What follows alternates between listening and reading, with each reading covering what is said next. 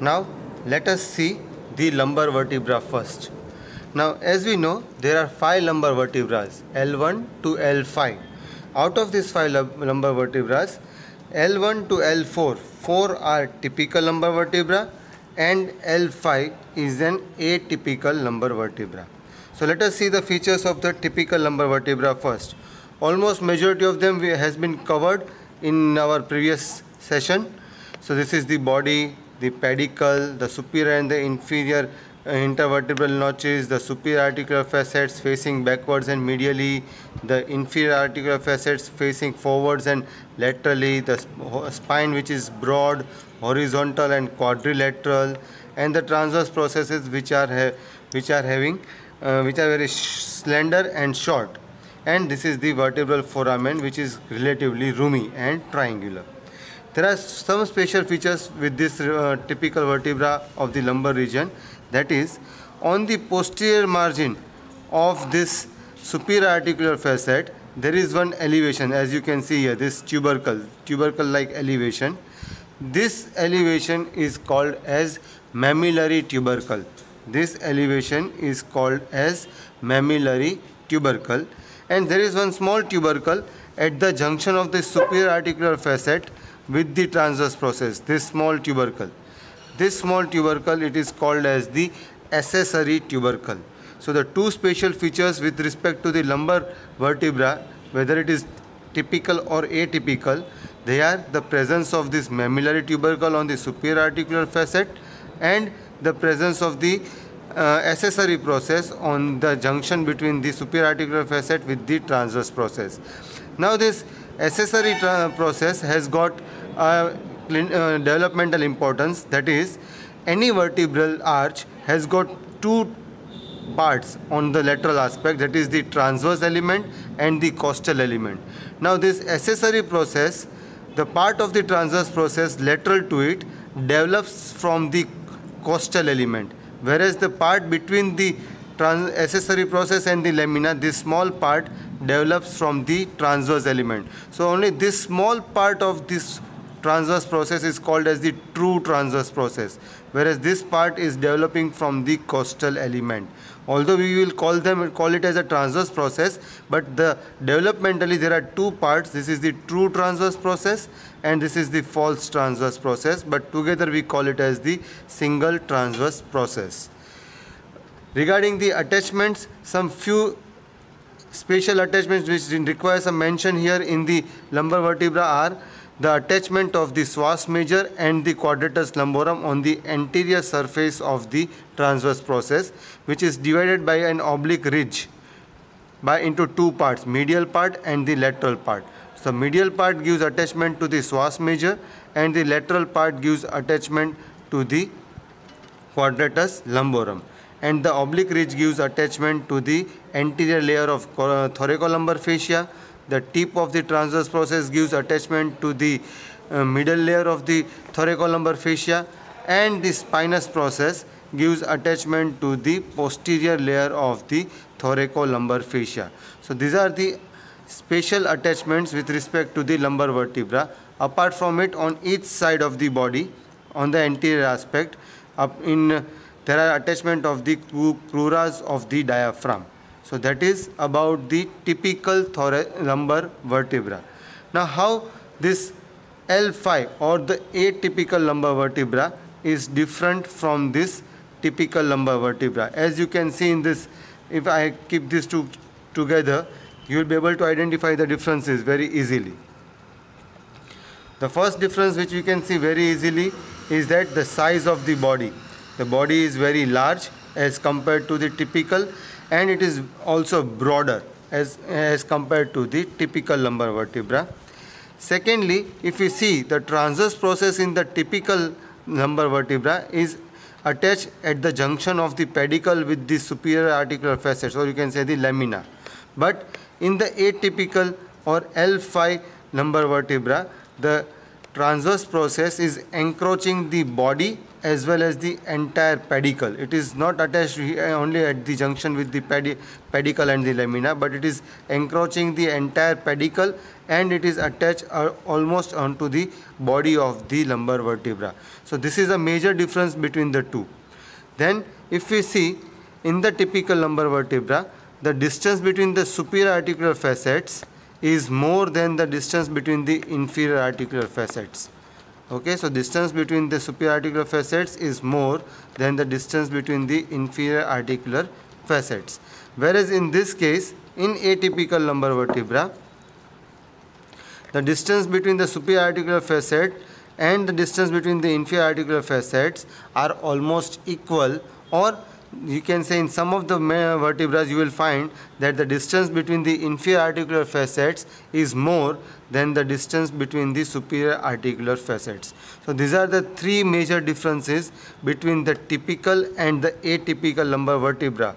First is the size of the body, then the position of the transverse process, and then third one is the distance between the superior articular facets and the distance between the inferior articular facets. Also, the transverse process of the L5 is more stout and triangular as compared to that of the typical lumbar vertebra. So this is about the typical lumbar vertebra. Now let us see the thoracic vertebrae. Now thoracic vertebra are 12 in number, out of which T1, T9, T10, T11 and T12. These 5 vertebrae are the atypical thoracic vertebra, whereas T2 to T8, these are the typical thoracic vertebra. So first let us see the features of the typical thoracic vertebra, which already we have seen in the previous session. Like this is the heart-shaped body, the vertebral foramen is relatively narrower. These are the pedicles forming the superior intervertebral notch and the inferior intervertebral notch. The superior articular facets are flat and facing slightly laterally. The inferior articular facets are also flat and facing anteriorly and medially. Then the spinous process is narrow, longer and also pointed. Whereas this is the lamina, and these are the two transverse process, and the transverse process bears an articular facet for articulation with the ribs. This is the articular facet of the transverse process which articulates with the tubercle of the ribs. And on the body of the typical thoracic vertebra, near the upper border as well as near the lower border of the body, we have got a half facet that is called as the demifacet. There are two demifacets, one on the upper border, near the upper border, and one near the lower border on each side of the body of the thoracic vertebra. That is the typical thoracic vertebra. Attachments, the spinous process of the thoracic vertebra gives attachment to the important muscles of the back like trapezius, latissimus dorsi, rhomboideus major and rhomboideus minor. Apart from that, it gives attachment to various extensors of the back, but we are not going in details of it. So that is about the typical thoracic vertebra. Now if we want to see the atypical, we will first begin with the T1. So as you can see, this is the T1 vertebra. It has also got the body, the pedicle and other features similar to the typical thoracic vertebra, but here the spine is being more horizontal than oblique. As you can see, if we keep it like this, the spine is more horizontal as compared to this. Here in this case the spine was oblique, but here the spine is more horizontal. But more identifying feature is that if you see on the sides of the body, there will be presence of a full facet near the upper border and a demifacet near the lower border of the body of the thoracic T1. Why this is so? Because the first rib articulates with the first thoracic vertebra only, whereas the second rib articulates with the second vertebra as well as the first vertebra. So the lower facet articulates with the second rib, whereas this upper full facet articulates with the first rib. So that's why on T1 there is one full facet near the upper border and one demifacet near the lower border of the body. So this is the main identifying feature for T1. Coming to T9. Now, before going to T9, we should remember that 10th rib articulates only with the 10th vertebra. So, on the 9th vertebra, there should be only one facet, that is for the 9th rib. There will be no facet for the 10th rib, because the same vertebra articulates with the same number of the rib on its upper border, whereas with the succeeding rib on its lower border. Now, because the 10th rib is not going to articulate with the T9, that means T9 will have only one demifacet near its upper border. So if we see this vertebra, it looks almost similar to the typical vertebra. It has all the features similar to the typical vertebra.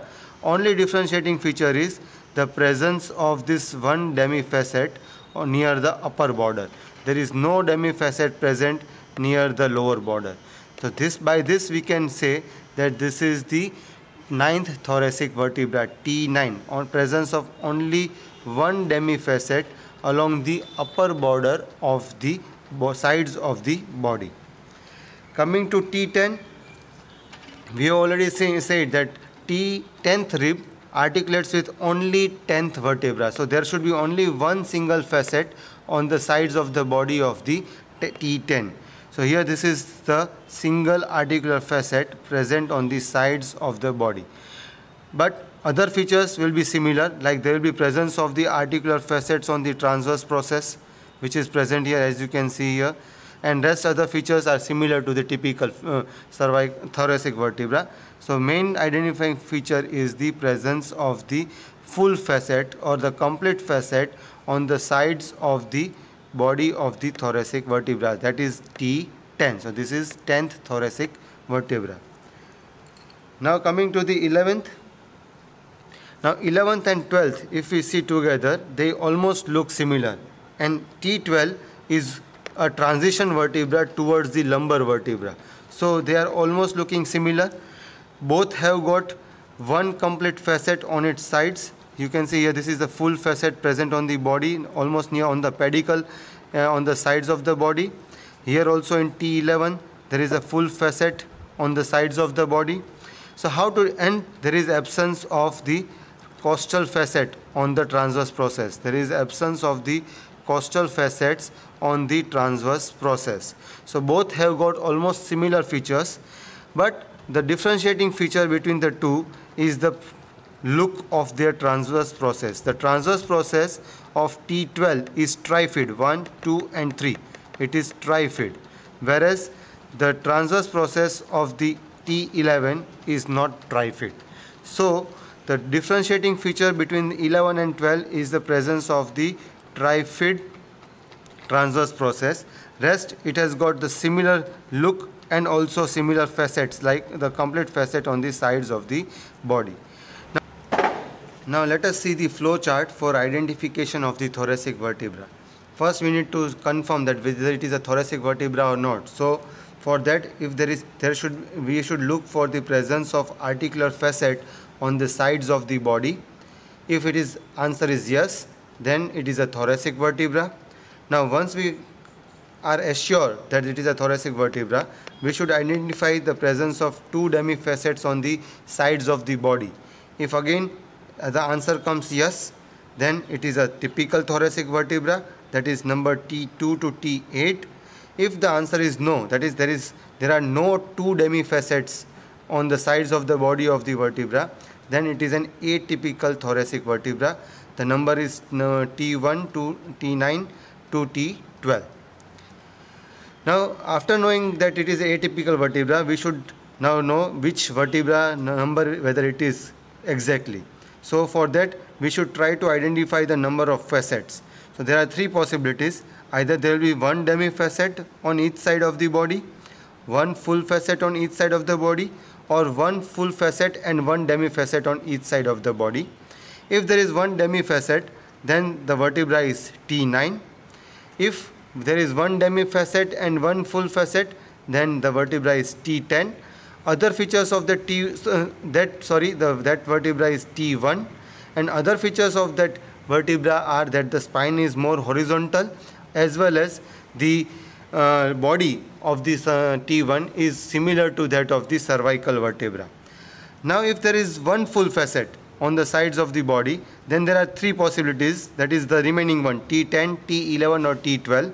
So to differentiate them, we should look for the articular facet on the transverse process of the vertebra. So if the answer is yes, if the articular process is present, then the vertebra is T10. If the answer is no, that there is no articular facet present on the transverse process of the vertebra, then you should look for the spinous process. If the spinous process is trifid, and if the answer for it is yes, then the vertebra is T12, and if the spinous process is not trifid, then that vertebra is T11. So by this flow chart, we can differentiate the typical and atypical thoracic vertebra, also identify the individual thoracic vertebra. Now let us see the cervical vertebra. As we have seen in the previous sessions, that it has got a body which is more broad than anteroposterior. Then it has got an upward elevation, you can see from on the sides of the body. They are called as the uncal process, UNCAL, uncal process, which forms the uncovertebral joints with the adjacent upper and lower vertebrae, especially the upper vertebra, on the sides of the intervertebral disc. Those joints are also called as the Luschka's joints. So uncovertebral joint or the Luschka's joint. Then we have seen that there is a presence of the foramen in the transverse process, which is called as the foramen transversarium, which divides the transverse process into posterior root, posterior tubercle, anterior root, anterior tubercle, and the costotransverse bar. Now this part is very much important.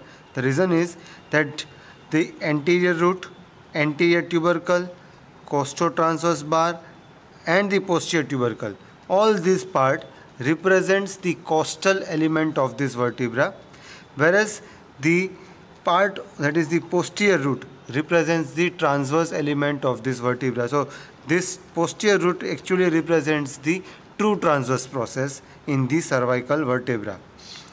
Now if we want to remember the attachments, then the anterior tubercle gives attachment to scalenus anterior, longus colli, and longus capitis, whereas the posterior tubercle gives attachment to scalenus medius, scalenus posterior, and levator scapulae.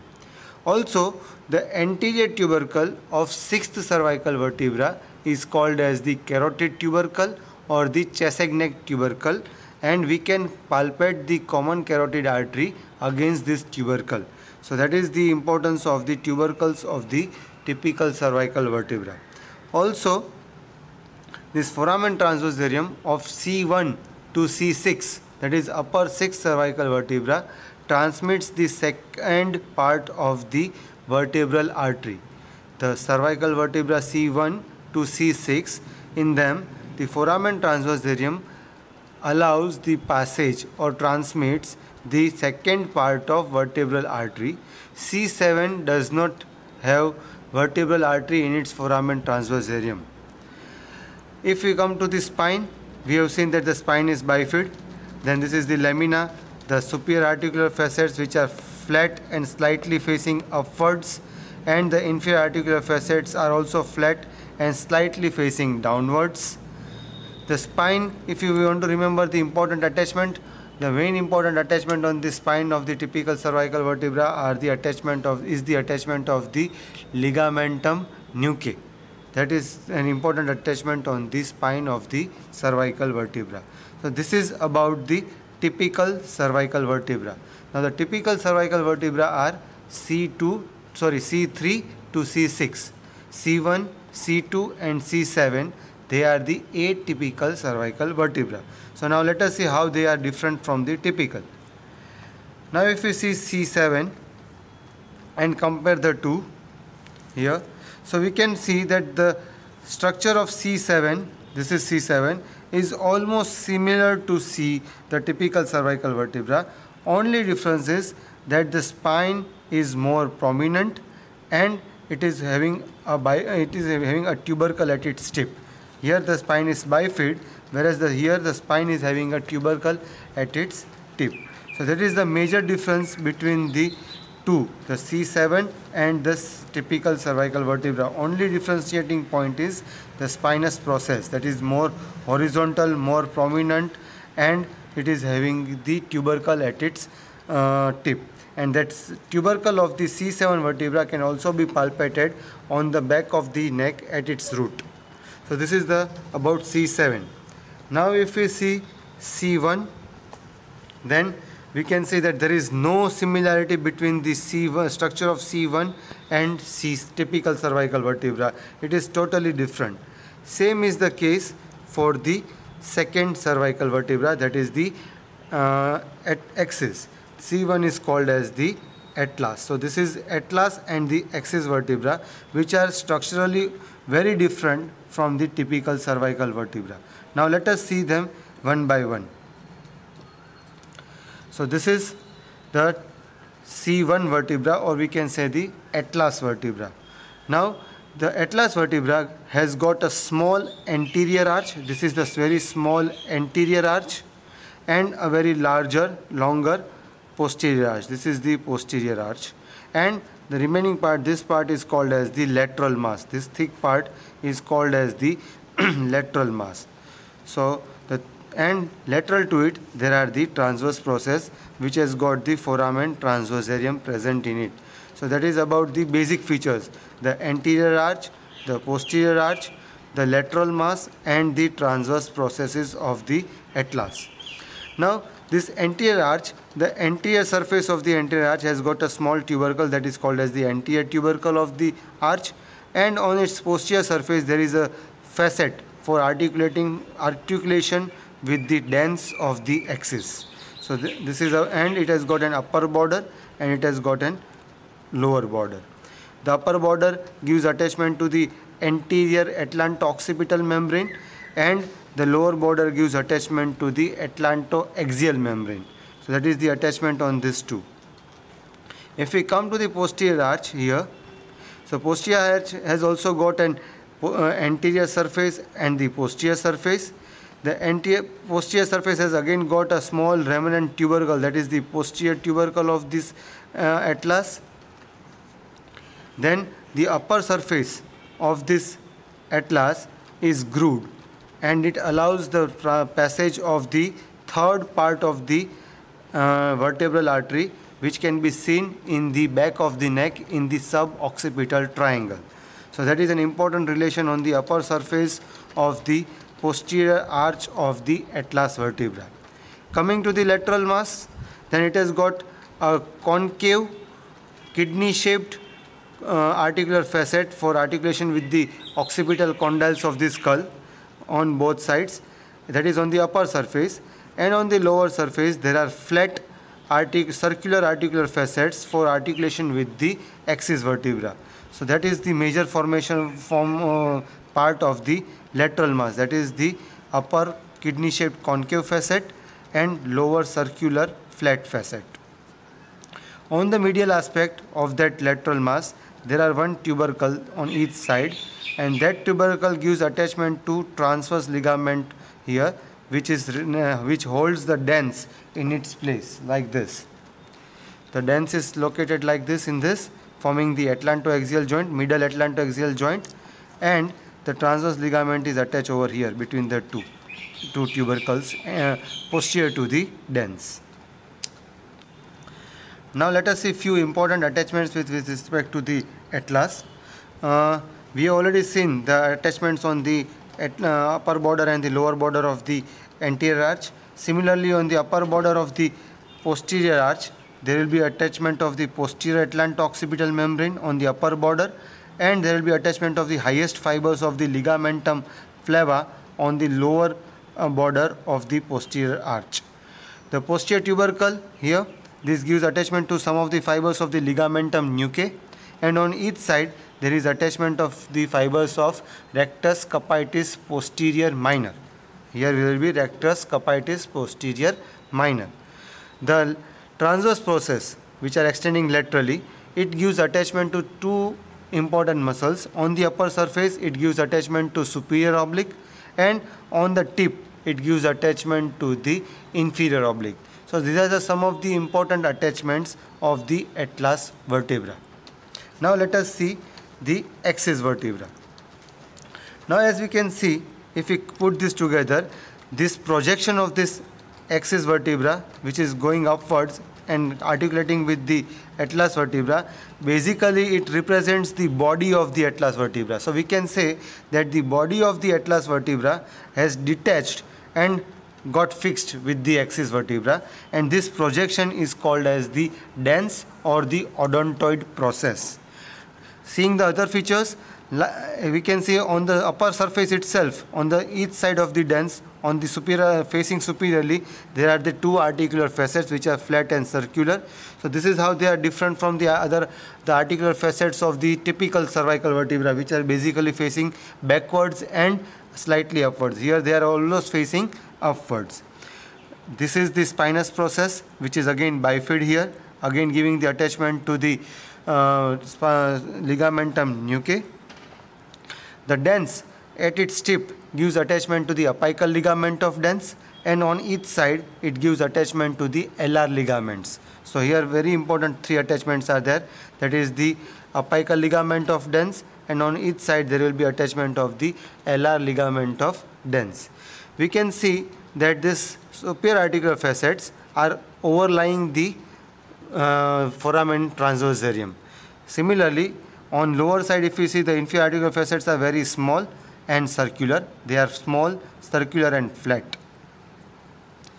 Regarding the other attachments, we can say that the attachments on the posterior surface of this body of the axis vertebra gives attachment to the membrana tectoria, vertical band of cruciate ligament, both. And the third one, which is there, is on the apex of the odontoid process, that is the apical ligament of dens. So these are the three attachments which are going upwards and inserting onto the clivus of the skull, if you see from the interior of the skull. Few other attachments of the axis vertebra. On the posterior surface of the body of the vertebra, there are the highest fibers of the posterior longitudinal ligament attached.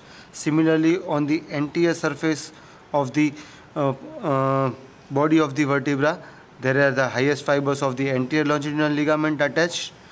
On the spine, there are attachment of two important muscles, rectus capitis posterior major, and there is also the attachment of inferior oblique muscle. So these are some of the few important attachments with respect to axis. So this is all about the cervical vertebra.